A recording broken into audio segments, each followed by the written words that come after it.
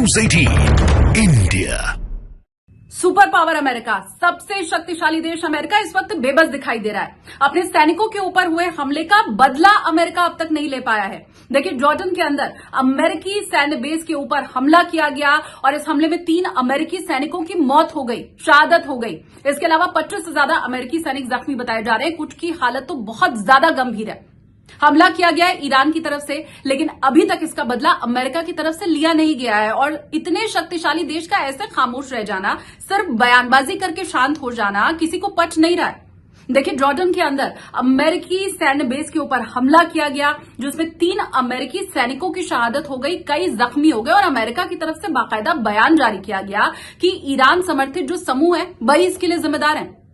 Syria की भूमि का इसमें इस्तेमाल किया गया है। अमेरिका ने अपने बयान में कहा है कि जिस जमीन का इस्तेमाल किया गया जॉर्डन पर अमेरिकी सैन्य बेस के ऊपर हमला करने के लिए, वो सीरिया है। तो सीधे सीधे अमेरिका की तरफ से ईरान के ऊपर आरोप तो लगा दिया गया और यह भी कह दिया गया, अमेरिका ने यह कहा कि जिसने भी हमला किया है उसे खामियाजा भुगतना पड़ेगा। पेंटागन ने भी कहा कि हम छोड़ेंगे नहीं, लेकिन अभी तक कोई पलटवार नहीं किया है अमेरिका ने।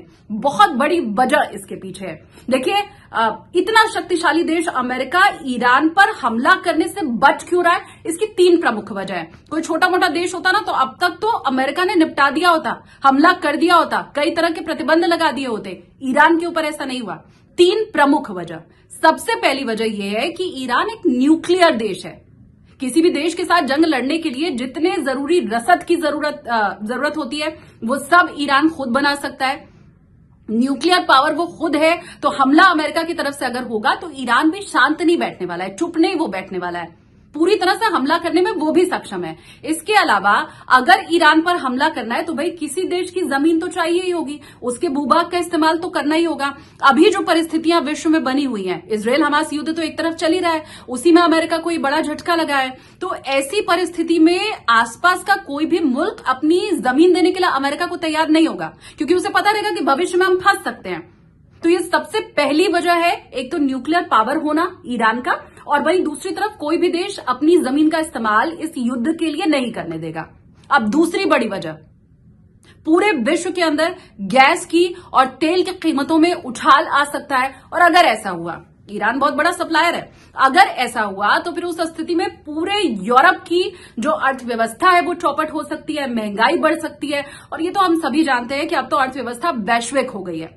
यूरोप पर संकट मतलब अमेरिका पर संकट, अमेरिका पर संकट मतलब यूरोप पर संकट, वो पूरे पश्चिमी देशों को लपेटे में अपने ले लेगा। और उधर संकट का मतलब हर तरफ संकट।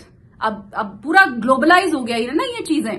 तो अगर तेल और गैस की कीमतों में उछाल आता है, इसकी सप्लाई में किसी तरह की कोई अड़चन आती है, तो ऐसी स्थिति में जब दाम बढ़ेंगे तो अमेरिका भी उसकी जद में जरूर आएगा।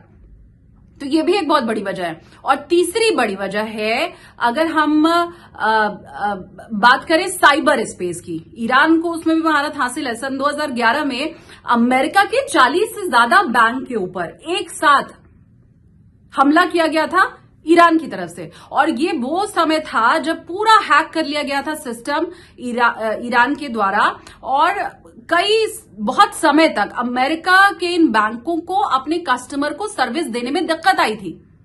इसके अलावा वहां की एक बड़ी तेल कंपनी के नेटवर्क के ऊपर ऐसे मैलवेयर हमला करके ईरान की तरफ से बहुत घंटे तक उनकी सेवा को प्रतिबंधित रखा गया था। और जो वेबसाइट थी, उस कंपनी की जो वेबसाइट थी, उसके ऊपर अमेरिका का झंडा बहुत घंटे तक लहराता रहा, वो भी जलता हुआ, अमेरिका का जलता हुआ झंडा। तो ये स्थिति अगर एक बार फिर से हो गई तो फिर ऐसी स्थिति में तो जो नाक कटेगी अमेरिका की, वो अपनी इज्जत पर, साख पर बट्टा लगाना फिलहाल अभी नहीं चाहता है।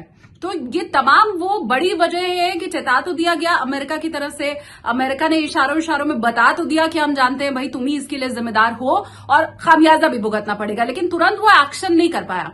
कोई छोटा मोटा मुल्क अगर होता तो तुरंत अमेरिका ने अपने गुस्से को दिखा दिया होता, जाहिर कर दिया होता, और पूरी की पूरी कम्युनिटी खड़ी हो जाती अमेरिका के साथ, विश्व बिरादरी की अगर हम बात करें। लेकिन यहां पर ऐसा नहीं है।